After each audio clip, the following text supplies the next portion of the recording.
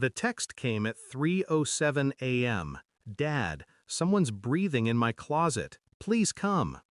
My heart didn't race. It stopped. I ran upstairs barefoot. Her room was dark, curtains drawn tight like a clenched fist. She was under the blanket, trembling. "Where?" I whispered. She pointed at the closet. I opened it. Shirts, toys, nothing else. I turned back to her, forcing a smile. "See? Nothing here." Then I heard it. A low, ragged inhale, coming from inside the wall. It wasn't the house settling, it was breath. Wet, human. I pressed my ear to the plaster. A whisper slid through, cold against my skin. It said my name. Then my daughter screamed, "Dad, look up!" I looked, and for a split second, something pale moved in the corner of the ceiling, then vanished into the dark. By morning, the police had left. They found nothing. Old pipes, they said. Sound travels strangely through walls. But I knew what I'd heard. I knew what she'd seen. That night, my wife called. Her voice came through the phone like ice water. "You're overreacting again," she said. "You always do this." It had been 6 months since she'd moved out. 6 months of pretending the separation was civil. But the truth was quieter and uglier. She'd left for someone else, a man named Caleb, someone I'd trusted once. When she called me paranoid, I believed her for a while. She was good at that, making madness sound like love. Now I heard breathing in my daughter's walls, and she was calling me paranoid again. The irony wasn't lost on me. Over the next week, the sounds continued, always between 2 and 4 a.m., always near the closet. My daughter wouldn't sleep alone. She'd whisper, "He says my name now." I started staying in her room, lights off, waiting. The breathing always came back, slow, patient, too steady to be imagination.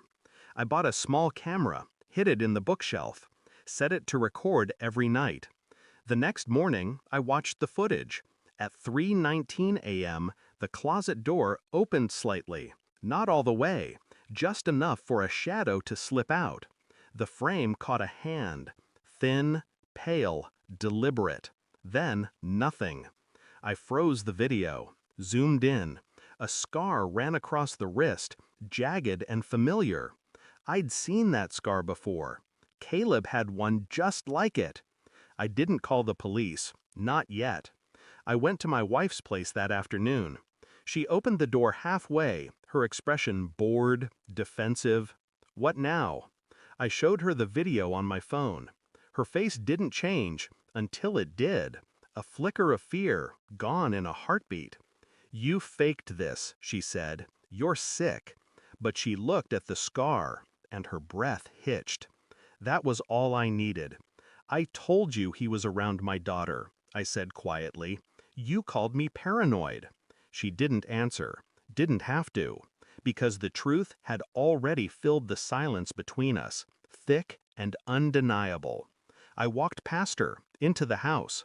Half-packed boxes, clothes scattered, a half-drunk glass of wine. There was a second toothbrush by the sink, men's shoes by the bed, and a vent near the floor, unscrewed, wide enough for a hand to reach through. Inside, I found a small camera, recording, pointed toward the hallway. He'd been inside the walls, watching, listening, breathing. I didn't yell, didn't threaten. I called her by name, slowly, like reminding her who she was. "You let him in, didn't you?" Tears welled. "I didn't know what he was doing." "You knew," I said. "You just didn't care until he turned on you." She collapsed into the couch, trembling. Somewhere in the house, a floorboard creaked. She gasped. I didn't move. Then I said, "You should call him. Tell him it's over." She did, hands shaking. The line rang once, twice. From behind the wall, a phone started vibrating. Her scream split the air. I walked to the door, calm, told her, "You made your bed.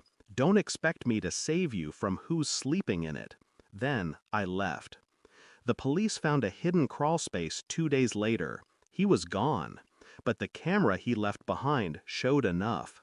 Footage of my daughter sleeping, whispering her name through the vents, and in one clip, my wife letting him in. The case closed quietly. She moved out of town. I changed the locks, repainted my daughter's room. But sometimes, when the house is too quiet, I still hear it, that soft inhale between the walls. It's not him anymore, I know that. It's memory, breathing, a reminder of what we ignore when we call love by the wrong name. And every night before I sleep, I check her closet, just in case. Thanks for watching. Don't forget to like, share, and comment. Subscribe now to Cheating Stories Insight World for more amazing stories.